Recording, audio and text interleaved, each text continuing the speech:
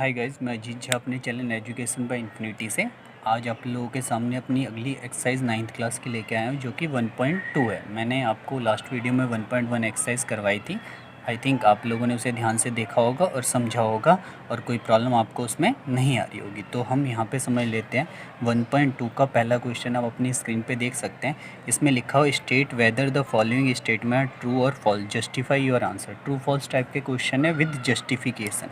तो देखिए first part की अगर मैं बात करूँ तो इसमें लिखा हुआ है एवरी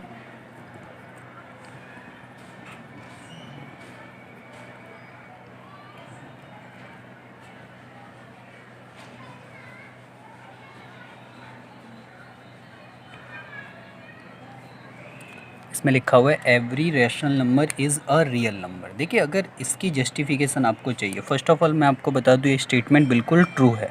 अगर इसकी जस्टिफिकेशन आपको चाहिए तो आपको पता होना चाहिए कि रैशनल नंबर कौन से होते हैं एंड रियल नंबर कौन से होते हैं। तो देखिए रैशनल नंबर जो होते हैं, नंबर सिस्टम के अंदर जितने भी नंबर्स होते हैं नंबर सिस्टम के अंदर, पॉजिटिव नेगेटिव में हो चाहे पॉजिटिव में हो, वो सारे के सारे रियल नंबर कहलाते हैं। वो क्या कहलाते हैं? रियल नंबर्स कहलाते हैं। एंड जब हम बात करते हैं रैशनल नंबर की तो आप जानते हैं रैशनल नंबर क्या होते हैं। रैशनल नंबर वो नंबर होते हैं जो p/q की फॉर्म में होते हैं, जहाँ पे q किसके बराबर नहीं होगा?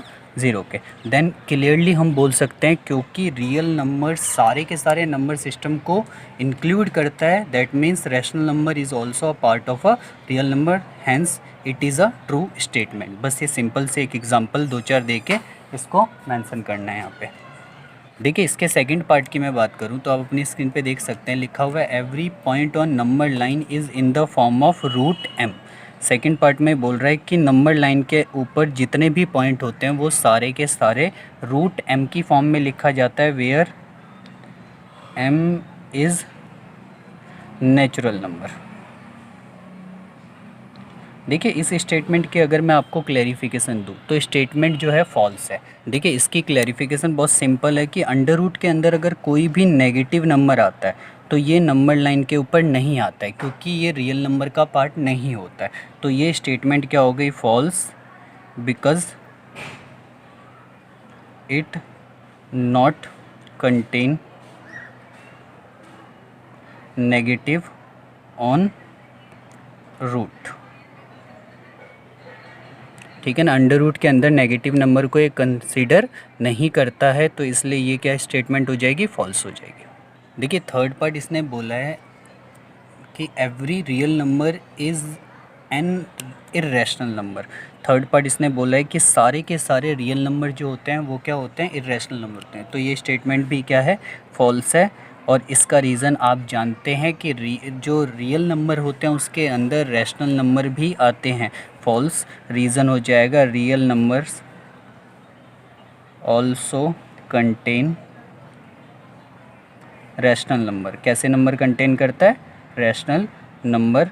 जस्ट बिकॉज हमने सीखा है कि रियल नंबर जो होता है रैशनल और इरेशनल दोनों को मिला के बनता है। तो ये स्टेटमेंट इस हिसाब से क्या हो जाएगी? फॉल्स हो जाएगी।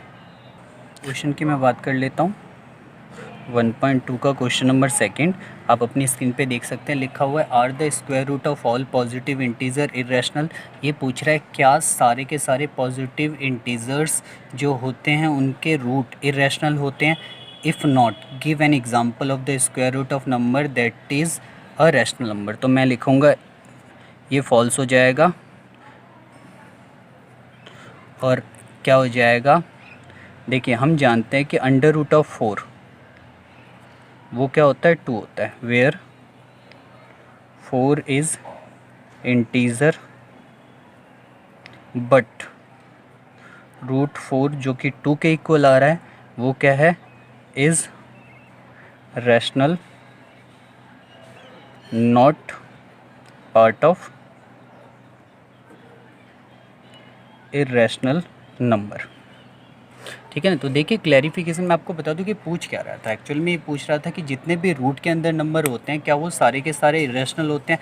तो देखिए रूट के अंदर नंबर इरेशनल होते हैं बट तब जब वो नंबर रूट से बाहर नहीं आ पाता है। मीन्स अगर मैं रूट 3 लिखता तो ये हमारा इरेशनल होता, √5 लिखता तो ये इरेशनल होता, √2 लिखता ये इरेशनल होता। बट अगर मैं √9 लिखता हूँ तो ये इरेशनल नहीं होता है, √4 लिखता हूँ तो ये इरेशनल नहीं होता है। क्यों? क्योंकि ये रूट से बाहर आ सकते हैं, 3 बन जाएगा, और ये रूट से बाहर आ सकता है, 2 बन जाएगा। तो ये स्टेटमेंट फॉल्स है, और विद एग्जांपल मैंने आपको बता दिया कि फॉल्स कैसे है।